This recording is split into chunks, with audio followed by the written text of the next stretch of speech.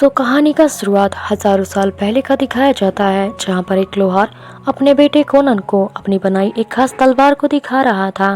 उसका मानना था कि एक आदमी का विश्वास सिर्फ उसकी तलवार पर ही होना चाहिए।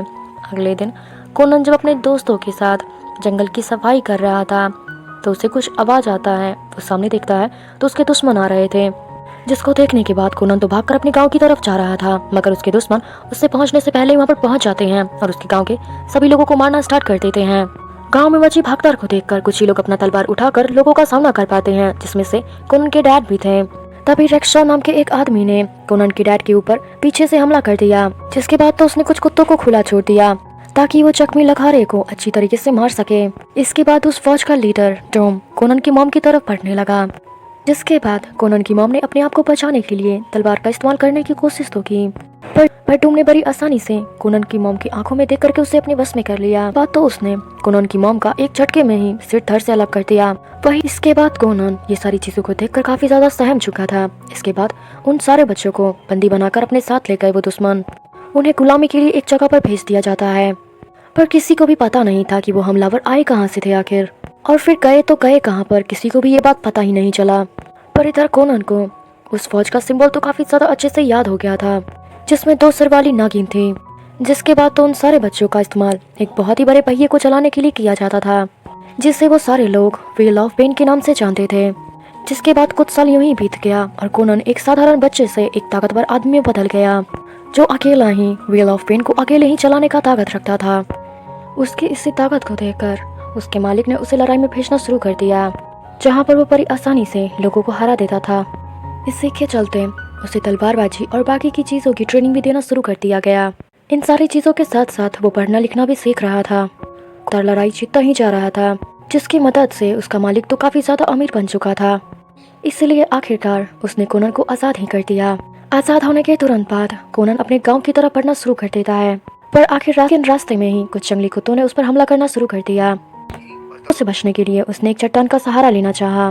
तभी उसकी नजर चट्टान के नीचे बनी राजा की एक कुर्सी पर पड़ी, जहाँ पर उसे एक तलवार मिला और उसने उस तलवार को उठा लिया ताकि वह अपनी रक्षा कर सके। इसके बाद कोनन कई सालों तक ऐसे ही भटकता रहा। कोनन जहाँ भी जाता वहाँ के लोगों से 2 सर वाली नागिन के बारे में जरूर पूछता।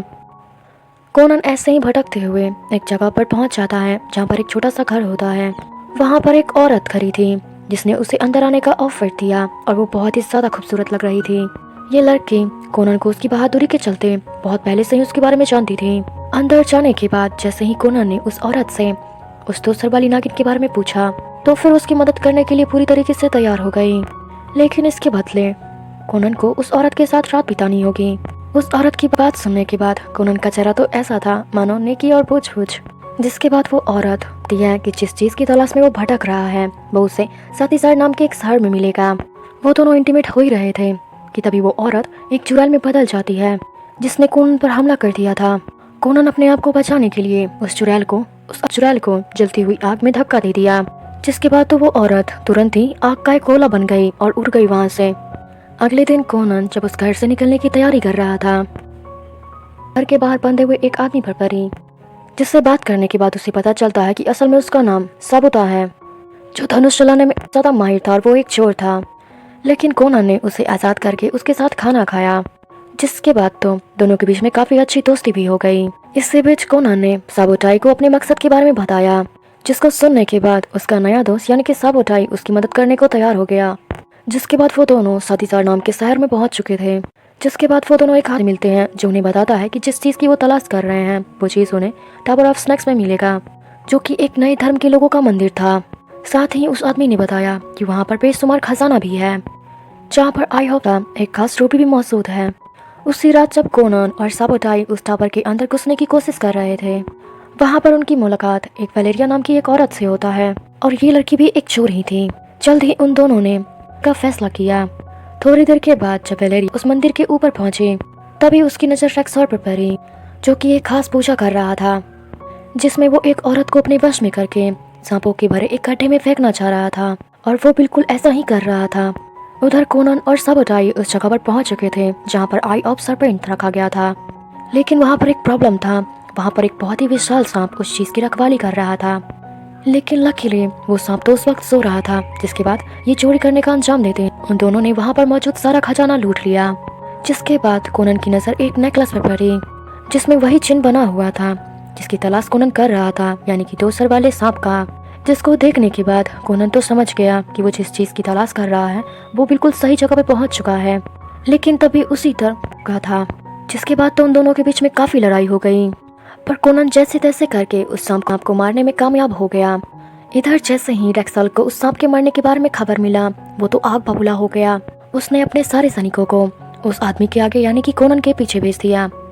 लेकिन वो तीनों सही सलामत वहां से भागने में कामयाब हो गए। इस कारनामे के बाद उन्होंने एक शानदार जश्न मनाया। कोनन और रूबी करीब आ गए, जिसके बाद कोनन ने वो खास रूबी वलेरिया को ही दे दिया। अगली सुबह कुछ सैनिक उन तीनों को उठाकर वहाँ के राजा ऑक्सटिक अगली सुबह आता है। वो राजा की उसे पता है कि उन तीनों ने ही टावर ऑफ स्नेक्स में चोरी की है। उसकी बात सुनकर वो तीनों तो काफी ज्यादा डर गए। तभी वो राजा उनको बताता है कि उसको रेक्सॉल के ऊपर कोई भी हमदर्दी नहीं है या फिर उसके किसी भी साथी पर भी नहीं है, क्योंकि उसकी खुद की बेटी उसके इस अजीब से धर्म का हिस्सा बन गई थी, जिसके चलते अब उसकी बेटी एक आदमी की कट्टर भक्त बन चुकी है। और वो इस वक्त टेम्पल ऑफ सेट के नाम की एक जगह पर जा रही थी, जहाँ पर वो डूम से सही बात राजा चाहता था कि वो तीनों उसकी बेटी को बचाने में उसकी हेल्प करें, जिसके बदले राजा उन तीनों को बहुत सारे पैसे देने को तैयार था। थोड़ी देर के बाद जब कोनन और वलेरिया एक दूसरे के साथ समय बिता रहे थे, जिसके बाद वलेरिया ने अपने प्यार का इजहार करते हुए कोनन को बताया वो राजा की मुसीबत में नहीं पड़ना चाहती है। उसका मन तो सिर्फ कोनन के साथ जिंदगी के मजे लेने में ही था। कोनन ने उस वक्त वलेरिया को हाँ तो कह दिया था, मगर वो अंदर ही अंदर अपने बदले की आग में चल रहा था। वो तो सोच रहा था कि वो किसी भी तरीके से उससे वो तो है। अगले सुबह वो अकेला ही टेम्पल ऑफ सेट की तरफ बढ़ने लगा। थोड़ी देर के बाद वो एक प्राचीन जगह पे पहुंचता है, जहाँ पर बहुत सारे पत्थर रखे हुए थे और वो भी काफी पुराने लग रहे थे। और उस चीज की रखवाली करने के लिए अकीरो नाम का एक आदमी था, और ये आदमी एक जादूगर था। कोनन उस आदमी से बात करता है और जल्दी ही उस दोनों में दोस्ती हो गया। कोनन और वो दोनों पूरी रात एक दूसरे से बात ही करते रह गए, जहाँ पर कोनन ने अकीरो को उसके मकसद के बारे में बताया, जिसको सुनने के बाद अकीरो तो थोड़ा हंसते हुए तामनी देते हुए बताता है कि तुम कोई साधारण आदमी नहीं है, बल्कि वो साधारण इंसान से काफी ज्यादा ताकतवर है। अगली बार फिर से सुबह होते ही कोनन अपने मकसद की तरफ आगे बढ़ने लगा। थोड़ी देर के बाद वो टेम्पल ऑफ सेट में पहुंच चुका था, जहां पर वो एक आदमी को मारता है और उसके कपड़े चुरा कर पहन लेता है, जिन्हें पहनकर वो अंदर की तरफ जा रहा था। थोड़ी ही देर के बाद एक आदमी को उसका चुराया हुआ नेकलेस मिल गया, जिसे अच्छी तरीके से मारते हुए जिसके बाद टॉम कोनन पे काफी ज्यादा गुस्सा हो रहा था, क्योंकि उसने उसके राज्य में उसके खास सांप को मार दिया और वहाँ पे खास चीजों को चोरी कर लिया। जिसके बाद तो वो अपना गुस्सा जाहिर कर रहा था। वहीं कोनन ने अपनी माता पिता का हत्या का इल्जाम जिसके बाद तो कोनन ने बात तो उसको बिल्कुल भी याद नहीं है। जिसके बाद तो डूम ने अपने आदमियों से कहकर उसको एक से एक पेड़ पर बांध दिया जाता है और उसे वहीं पर छोड़कर मरने के लिए छोड़ दिया जाता है। अब कोनन को भी एहसास हो चुका था कि अब वो इसी पेड़ पर मर जाएगा। लेकिन कुछ ही समय के बाद साबोटाई ने उसे ढूंढते हुए कुछ ही दिनों के बाद वलेरिया भी वहाँ पर पहुँच गई। जिसके बाद वो दोनों उसको चुरा करके अकीरो के पास पहुँच गए। लेकिन तब तक कोनन की हालत तो काफी ज्यादा खराब हो चुकी थी। कोनन की खराब हालत को देखने के बाद वलेरिया ने तो फैसला कर लिया कि वो आत्माओं की मदद लेना चाहती है, जिसके बदले में वो एक बहुत ही भारी कीमत चुकाने वाले थे। जिसके बाद तो वलेरिया अपने प्यार को बचाने के लिए किसी भी हालत तक जाने के लिए तैयार थे। जिसके बाद वलेरिया अपने प्यार को बचाने के लिए किसी भी हद तक जाने को तैयार थे। जिसके बाद अकीरो ने अगले कुछ और साथ ही उसने कोनन के शरीर पर बहुत सारे मंत्र को भी लिखा। आखिरकार कुछ दिनों के बाद कोनन को जिंदा देखकर वलेरिया तो काफी ज्यादा खुश रहती है। जिसके बाद वलेरिया ने कोनन से प्रॉमिस किया कि वो किसी भी हालत में उसका साथ नहीं छोड़ेगी, फिर चाहे उसे नर्क की गहराइयों से वापस ही क्यों ना आना पड़े। जिसके बाद तो उन तीनों ने टेम्पल ऑफ सेट में जा करके राजकुमारी को बचाने का फैसला किया। जिसके बाद तो उन तीनों ने डूम के सिपाहियों की चले गए। पीछे के दरवाजे से पहुंचते ही उन तीनों ने डूम के सिपाहियों को मारना शुरू कर दिया। थोड़ी देर के बाद अंदर जब जाते हैं वो दोनों, तो अपने सामने देखते पड़ी जहाँ पर लीडर्स लोगों को मार कर खाते थे। और आखिरकार वो दोनों यास्मीन के कमरे में पहुंच ही गए। राजकुमारी यास्मीन उस समय डूम के पैरों के नीचे बैठी हुई थी। तभी डूम ने उसे उसकी असलियत भी बताई। डूम कोई साधारण आदमी नहीं था, बल्कि वो तो एक इच्छाधारी नाग था, और अपनी बात को साबित करने के लिए उसने अपना रूप भी बदल कर दिखाया। तभी उन तीनों ने उसके सारे सिपाही यानी कि डूम के सारे सिपाहियों को मारना शुरू कर दिया, जिसके बाद वो तीनों यास्मीन को लेकर वहाँ से भाग गए। मगर थोड़ी देर के बाद जाते ही डूम ने उन सभी को फिर से पकड़ लिया और इस बार डूम ने उन तीनों के ऊपर एक जिंदा सांप को चला दिया। इस बार डूम वलेरिया को लगा। कोनन और साबोताई ने उसे उतार कर पर तब तक तो बहुत ही ज्यादा देर हो चुकी थी। वलेरिया की अंतिम सांसें चल रही होती है तो वो कोनन को बताती है कि उसने वादा किया था कि वो अपनी अंतिम सांस और उसका साथ कभी नहीं छोड़ेगी, जो कि अब उसने पूरा कर दिया है। इस बार कोनन ने वलेरिया का पूरी अच्छे से यानी कि पूरे रीति रिवाजों के साथ वलेरिया का अंतिम संस्कार किया, जिसके बाद यास्मीन उन तीनों पर हंसते हुए कहती है कि तुम सब एक नंबर के बेवकूफ हो। डूम इस आग को देखकर यहाँ पर जरूर आ जाएगा, जिसको सुनने के बाद कोनन कहता है मैं यही तो चाहता हूँ। जिसके बाद कोनन और सैनिकों को मारने के लिए तैयारी में लग गए। थोड़ी देर के बाद डूम और उसके सारे सिपाहियों ने उस पर पूरी तरीके से हमला करना शुरू कर दिया, पर अपने बिछाए जाल की मदद से को मारने में डूम के काफी सिपाहियों को काफी हद तक मारने में सफल हो गए।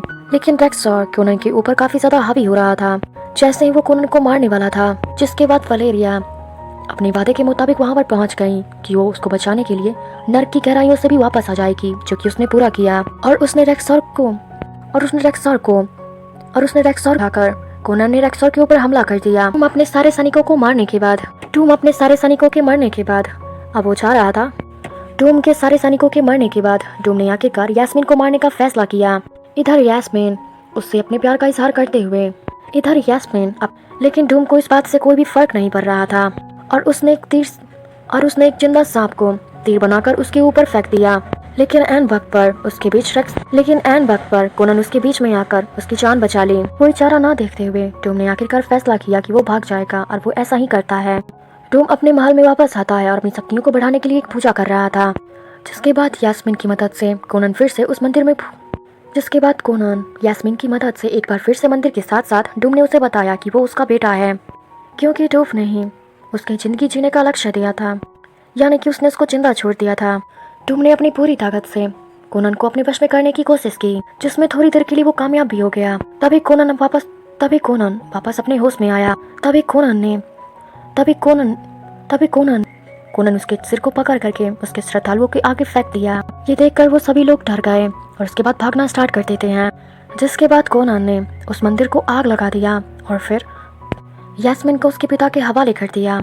और कुछ सालों के बाद कोनन बहुत सारी लड़ाइयाँ लड़ता है, जिसके बाद कोनन खुद एक राजा बन जाता है और वो बहुत ही ताकतवर राजा बन जाता है। इसी के साथ हमारी आज की मूवी खत्म होती है। आई होप कि आपको ये वीडियो काफ़ी ज़्यादा अच्छा लगा हो। अगर लगा है तो लाइक और कमेंट ज़रूर करें और साथ में चैनल पर नए हो तो सब्सक्राइब ज़रूर करें। Thank you so much for watching. मिलते हैं अगली वीडियो में।